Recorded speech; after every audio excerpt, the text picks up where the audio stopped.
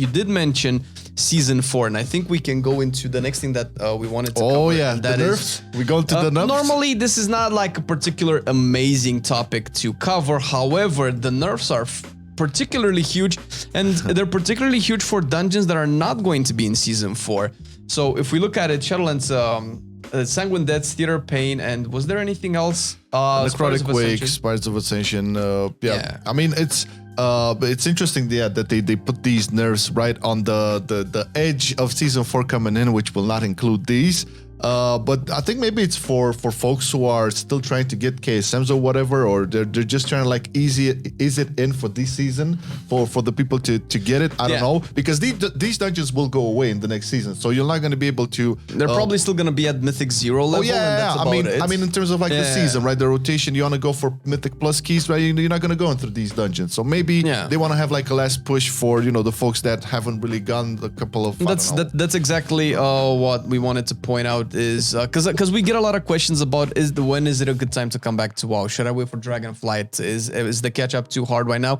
I guess we can probably approach this as well. Now, getting back into, because we did have this topic as well, and it kind of ties in with the dungeons being nerfed. When it comes back, when it comes to is it good, is it worth it to come back? That's a question that pretty much nobody can answer for you, because that's strictly related to you and what you find enjoyable and if you can get enjoyment out of it. Now, we can bash Shadowlands all day long for all of its mistakes and mishaps. However, 9.2 and 9.2.5 by extension has been a pretty good patch, the best so far in Shadowlands. And after 9.0, however shitty 9.1 was with its problems, it's still improved on the systems. 9.2 improved even more, and there's plenty of catch up, and they do catch up more and more. I think we talked about the renown being up to 60 and 9.2.5, and we have a video on it. You can check it on our channel. But there's so much catch up right now that you can essentially, and this is probably what's gonna end Mustard, What is that? Mustard. Oh, mustard. Yeah, there's a lot of ketchup. How about mustard? I usually take it with my mustard. But with all of it happening right now, 9.2.5 and Season 4 is likely going to be a season where we just play everything. And that's kind of where I'm looking at, is like, now that there's so much ketchup, I want to see how the tier set works on Mage. I want to see how it works on Rogue, and I want to play all of these alts. So sure, the content is what it is, but there's definitely ways where you can play your alts and experience everything that Shadowlands has to offer before it goes away. Now, whether you like it or not, that's another thing, but I feel like this is a good time if you were not sure whether or not it's worth to come back into WoW.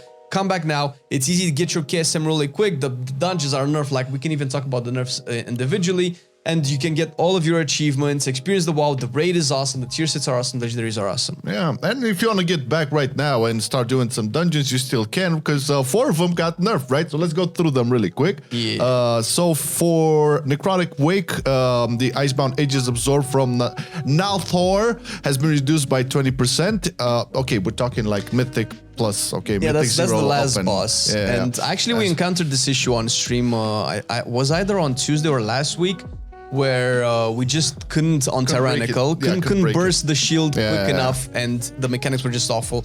So I mean, it's good. It's another ease in for a lot of folks. If you again want to get into it now, it's easier. Yeah. Okay.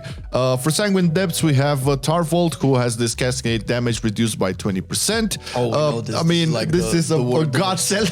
Jesus Christ! Like all of that's.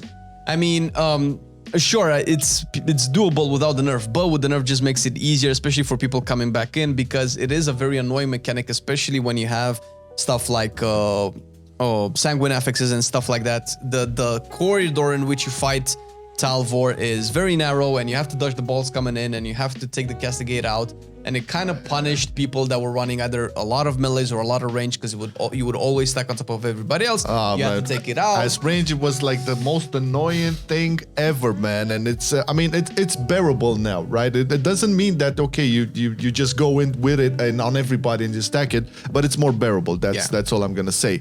For Barilla, agonized damage reduced by 20%. There's a lot of 20%. There was also an issue that would cause some abilities to scale with the fortified affix instead of the tyrannical affix. I didn't know about this, but apparently there was that.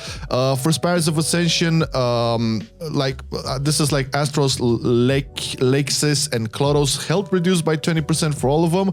I mean, you know, if you're gonna nerf some big bosses, health. But the 20% is so big, man. Like, I know. We've seen nerfs before. 20% is fucking huge. Yeah, and also aura of intimidation reduced by 20%. And lastly, for Theater of Pain, Zav, seismic leap damage reduced by 10%. Okay, this was a little smaller, but still quite significant. It felt pretty awkward in AoE and high technical keys because there were so many constant waves of AoE damage that everybody was thinking that you couldn't dodge. There's nothing you can do about it.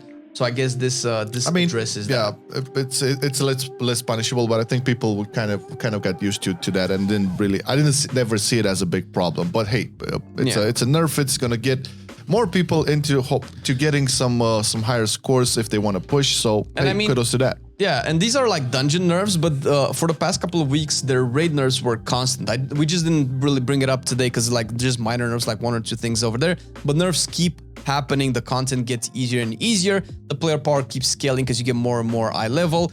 I don't know if all of these nerfs, well, dungeons, the cyber raid as well, are in tune to make sure that the faded raid is in tune with the other raids as well.